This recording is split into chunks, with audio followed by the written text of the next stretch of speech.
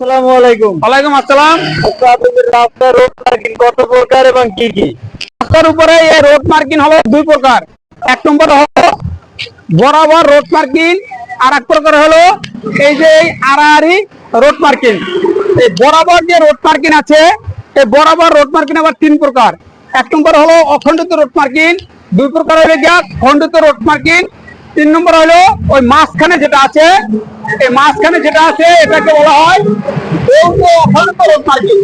এই যৌথ অখণ্ডিত road marking বলতে আমরা বুঝি মাঝখানে যে হাইল্যান্ড আছে, এই আইল্যান্ড অনেক জায়গায় আইল্যান্ডের পরিবর্তে যৌথ অখণ্ডিত রোড মার্কিং দেওয়া থাকে, দুটি সাদা দাগ দেওয়া থাকে, হয়তো হলুদ দাগও দেওয়া থাকতে পারে কিংবা সাদা দাগও দেওয়া থাকতে পারে। সেই ক্ষেত্রে এই দাগ ওভারটেক করা যাবে না। যদি আপনি ওভারটেক করেন সেই ক্ষেত্রে সড়ক পরিবহন আইনে দণ্ডনীয় অপরাধ, সে অপরাধের আপনার শাস্তিও পেতে হবে, জরিমানাও দিতে হবে। তাই ড্রাইভার সাহেবগণ এই রোড মার্কিং এর বিষয় অবশ্যই মাথায় রেখে গাড়ি ড্রাইভ করবেন, সড়ককে নিরাপদ রাখবেন। আর আমাদের এই রকমের নিত্য নতুন ভিডিও পেতে পেজটিকে ফলো করে পাশে থাকবেন।